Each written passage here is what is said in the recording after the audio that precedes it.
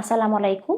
আমি ডাক্তার চৌধুরী তামান্না তাবাসসুম, একজন সহকারী অধ্যাপক ও অ্যাসোসিয়েট কনসালটেন্ট হিসেবে কর্মরত আছি মাদানী এভিনিউতে অবস্থিত ইউনাইটেড মেডিকেল কলেজ হাসপাতালে। বর্ষার শুরু হতে না হতেই ডেঙ্গু ও চিকুনগুনিয়া রোগের প্রকোপ বেড়েছে।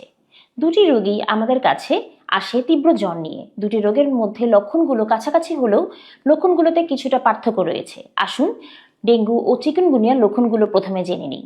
ডেঙ্গু রোগে হঠাৎ তীব্র জ্বর, প্রচণ্ড মাথা ব্যথা, চোখের পেছনে ব্যথা, চামড়ার নিচে র্যাশ, কিছু কিছু ক্ষেত্রে সিভিয়ার ডেঙ্গু হয়ে গেলে, ডেঙ্গু হেমোরেজিক ফিভার হয়ে গেলে রক্তক্ষরণ ও প্রাণঘাতীয় হতে পারে। চামড়ার নিচেও এমনকি রক্তক্ষরণের দাগ থাকতে পারে।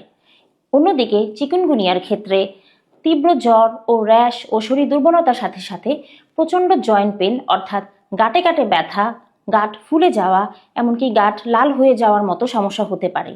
এই ব্যথাটি কিছু কিছু ক্ষেত্রে এতটাই তীব্র হতে পারে যে দৈনন্দিন কাজকর্ম এবং হাঁটাচলাও অনেক সময় মুশকিল হয়ে পড়ে এবং এই ব্যথাটি অনেক সময় দীর্ঘমেয়াদী হয়ে থাকে। কয়েক সপ্তাহ বা এমনকি মাস পর্যন্ত এটা দীর্ঘস্থায়ী হতে পারে। দুটি রোগের ক্ষেত্রেই চিকিৎসা লক্ষণের উপর ডিপেন্ড করে হয়। যেমন তীব্র জ্বরের জন্য প্যারাসিটামল ও ব্যথানাশক হিসেবে প্যারাসিটামলটি মূলত ব্যবহার করা হয়ে থাকে। ডেঙ্গু রোগের ক্ষেত্রে কোনোভাবেই ব্যথানাশক বা পেনকিলার ব্যবহার করা যাবে না এবং দুটি রোগের ক্ষেত্রেই অতি দ্রুত চিকিৎসকের শরণাপন্ন হয়ে চিকিৎসকের পরামর্শ অনুযায়ী চললে অনেক কমপ্লিকেশন প্রতিরোধ করা সম্ভব। এছাড়া কিছু কিছু ক্ষেত্রে কিছু সতর্কতা সংকেত যদি ডেঙ্গুর ক্ষেত্রে আমরা দেখি, যেমন ঘন ঘন বমি হওয়া, ডায়রিয়া হওয়া, কোনো খাবার খেতে না পারা, দুর্বল হয়ে যাওয়া, প্রস্রাবের পরিমাণ কমে যাওয়া, ব্লাড প্রেশার কমে যাওয়া, সেসব ক্ষেত্রে হাসপাতালে ভর্তি হয়ে স্যালাইন নেওয়ার প্রয়োজন পড়তে পারে।